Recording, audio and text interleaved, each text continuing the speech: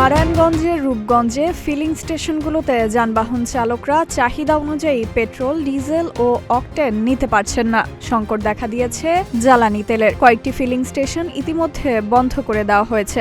অসাধু ব্যবসায়ীদের বিরুদ্ধে ড্রাম বা খোলা পাত্রে ভর্তি করে তেল মজুত করার অভিযোগ উঠেছে। আবার অনেক ফিলিং স্টেশনে সরকারি নিয়ম অনুযায়ী জ্বালানি তেল দিচ্ছেন। এতে করে ক্ষুব্ধ গ্রহীতারা। ফিলিং স্টেশনগুলোর মালিকদের দাবি, পর্যাপ্ত সরবরাহ না থাকায় চাহিদা মতো তেল দেওয়া হচ্ছে না গ্রাহকদের। জানা গেছে, রূপগঞ্জে Bhulta filling station, Bismillah filling station, Munshi filling station, Hazrat Shahjalal filling station, SH filling station, Purbachal refilling station, united filling station, messrs FF filling station, TM master filling station সহ 13টি ফিলিং স্টেশন জ্বালানির চাহিদা পূরণ করে আসছেন।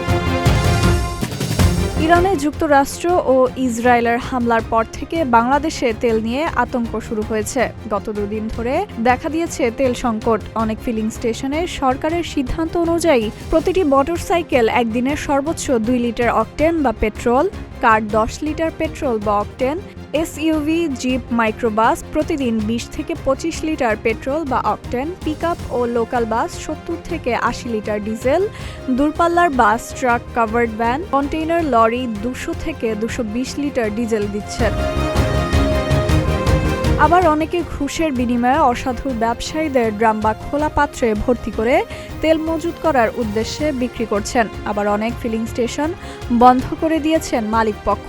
তাদের দাবি, তেল না থাকায় ফিলিং স্টেশন বন্ধ করে দেওয়া হয়। রূপগঞ্জ উপজেলা প্রশাসনের পক্ষ থেকে ফিলিং স্টেশনগুলোতে মনিটরিং করা হচ্ছে। ফিলিং স্টেশনগুলোর কর্তৃপক্ষ এবং তেল গ্রহীতারা জানান, ইরানে যুক্তরাষ্ট্র ও ইসরায়েলের যুদ্ধ ইস্যুতে গত 1 সপ্তাহ আগে পেট্রোল পাম্পগুলো তেল বিতরণে সরকারি কোম্পানি পদ্মা, মেঘনা ও যমুনার ডিপোগুলো থেকে দ্বিগুণের বেশি তেল ক্রয় করেছেন। বর্তমানে ডিপোগুলো থেকে তেল ক্রয় করতে পারছেন না তারা। ফলে অনেকে ফিলিং স্টেশন বন্ধ করে দেয়। আবার অনেকে মজুত করা তেল সরকারি নিয়ম অনুযায়ী বিক্রি করেছেন। তেল গ্রহীতারা বিভিন্ন ফিলিং স্টেশনে তেল না পেয়ে ফেরত আসছেন। আবার অনেকেই অল্প তেল পেয়ে ক্ষোভ প্রকাশ করছেন। আবার অনেকে অসাধু সিন্ডিকেটকে দায়ী করছেন। সরকার যেহেতু বলছে যে এটা মজুত আছে, তাহলে আপনারা দিবেন না কেন? ফার্স্টে এসেই তো শুনতেছি যে এখানে তেল নেই। অকটেন শর্ট, আর ডিপুতে গাড়ি গিয়ে বসে আজকে 2 দিন ধরে বসে রয়েছে। ডিপু থেকে তেল আসতে পারতেছে না। আজকে ডিপু থেকে যদি গাড়ি আসার সাথে সাথে আমরা তেল দিতে পারবো। সরকার থেকে আপনার নির্দেশনা আসছে যে প্রতি হুন্ডাতে 2 লিটার এবং প্রাইভেট কারে 10 লিটার আর হলো মাইক্রোবাসে 25 লিটার, বড় গাড়িতে 70 লিটার আর কন্টেনার গাড়িতে 200 থেকে 220 লিটার এরকম দেওয়ার আমাদের নির্দেশনা আসছে। এই অনুযায়ী আমরা দিতেছি। পাম্পে তেল সিন্ডিকেটরা তেল মজুত করে রাখতেছে, আমাদের কাছে চড়া দামে তেল বিক্রি করতেছে। তারপরেও দেখা গেছে আমরা সিরিয়াল দিয়ে অনেক সময় তেল পাচ্ছি না। এই যে এখানে লেখা রাখছে আজকে অকটেন নাই। আমি রোডে গাড়ি নিয়ে বের হইছি, এখন আমি তেল না ভরতে পারলে আমি রোডে যাবো কীভাবে? রোডে না গেলে দেখা যাচ্ছে আমার চাকরি থাকবো না। তো 3টা পাম্পে ঘুরে ফেললাম, বুলতা ফিলিং স্টেশন, নান্নো, তারপর ইউনাইটেডে আসলাম, তেল পাচ্ছি না। আসলে সরকার বলতেছে যে মজুদ প্রচুর পরিমাণে আছে, আমাদের মোটামুটি মার্চ মাস যাবে শিওর, তারপরে আরও 2-1 সপ্তাহ মোটামুটি 1 মাসের তেল মজুদ আছে, তারপরে আমরা পাম্পে তেল পাচ্ছি না। 100 কিলোমিটার তো এইখান থেকে শুধু 300 টাকার তেল দিছে। তো 300 টাকার তেল দিয়ে কি আমি আপনার কোন জায়গায় যাইতে পারবো বলেন তো? 300 টাকার দিয়ে আমার এই গাড়ি দিয়ে তেলে যাইবো মাত্র 40 কিলো বা 45 কিলো। আমি কি কিশোরগঞ্জ যাইতে পারবো?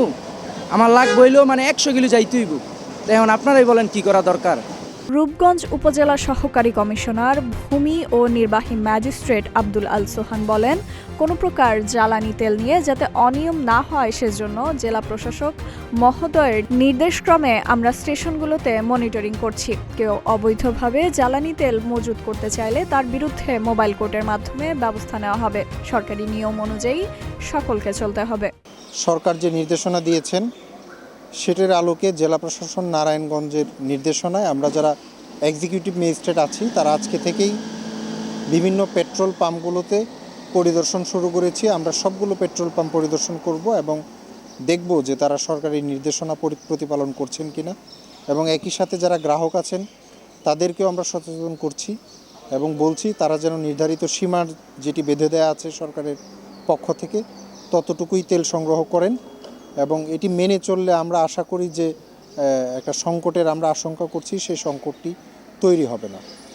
আর আমরা পর্যবেক্ষণ করছি যে আইনের কোনো ব্যত্যয় করছে কিনা পাম্পগুলো এবং গ্রাহক যারা আছেন। যদি পাই আমরা মোবাইল কোর্ট পরিচালনা করব। ধন্যবাদ।